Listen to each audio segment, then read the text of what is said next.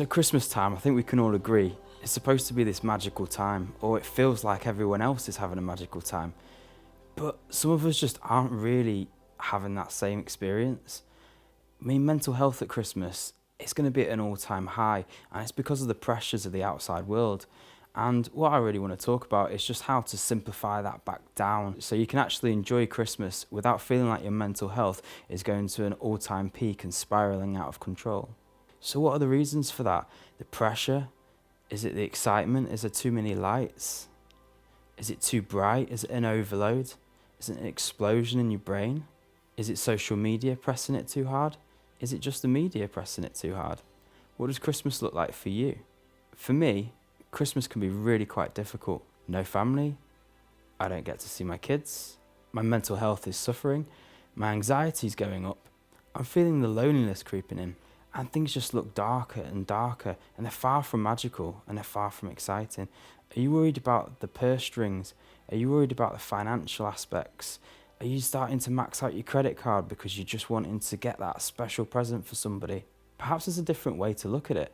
Perhaps we could look at it from a point of view that you could just be there for somebody, be around somebody, support somebody. Maybe we could support each other. Maybe we can just put the credit cards down for a bit. Do we really need them? Do they need those gifts? Those particular things that I might think I need to buy for myself, that I might need to buy for others. Do I really need to do that? And the answer is no. The answer is no, I don't. On Christmas Eve, I tend to look for self-care. I tend to look for ways that I can look after myself and I can care for myself properly. So what does that look like? That looks like taking extra baths, having lions, sleeping a little bit more, putting your favourite film on, getting your favourite food, listening to your favourite music. To be honest, I stay away from Christmas music because all that does is make me feel worse. Because that to me relates back to not having a family, not having anybody around me. And Christmas is supposed to be this get together and this gathering where loved ones come together. But that's not possible for me. So normally Christmas Day for me is just me on my own and I have to figure it out for myself. But actually this year, I've got one friend that's invited me to their house for Christmas. And you know what? That gives me a sign of relief. They're not particularly Christmassy, and that's great. I can turn up and wear anything I like. I don't even have to say anything about Christmas. I don't even have to celebrate anything. I can just turn up and be myself. And that is a sign of relief. Because after the Christmas has ended, I just feel better. I feel like I can move on with my life. I feel like it's all over and everything calms down, and then my anxiety calms down with it. So when it comes to Christmas and social media, I actually start a process where I start to distance myself from social media slowly, bit by bit, and then I don't go on it over Christmas. I'm not interested because I know for sure that some of these photos aren't real. I know that it's fake. I know that what they're doing out there is putting on the best that they can possibly find. And in fact, it's worth reminding yourself that people actually use other people's photos that aren't theirs to make you think that they're having an amazing time when they're not. So actually a Christmas detox from my phone and social media has been one of the most important things, and it really helps me to remain grounded and for me to actually get through Christmas without feeling the sense of unhappiness, sadness, depression, anxiety, and overall pain. So after Christmas is over, I just feel so much better. I feel like there's a weight that's been lifted off my shoulder. And you know what? Sometimes I have to remind myself that I didn't have to max out a credit card. I didn't have to do all those things that other people are doing. I look around me and everyone's stretching themselves, they're struggling in January, and I don't have to do that.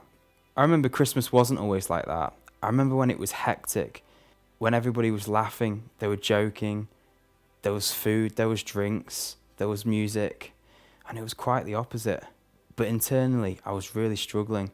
Somehow that intensity was just creeping my anxiety higher. My depression was increasing as well. So internally, I just felt like I was disconnected. And I really struggled with that as well. So dealing with those times was completely different. What I used to do was I used to take breaks. I used to go outside. I used to ground myself. I used to go for a little walk around the block. I used to breathe in the air. I used to take about half an hour just of my own time, just peace and quiet, just so I could refocus myself. and then I would go back in. It was like I did it in rounds.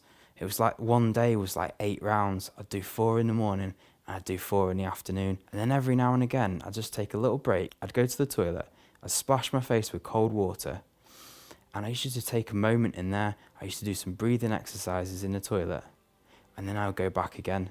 And this was my coping mechanism for being able to cope with that situation for those Christmases.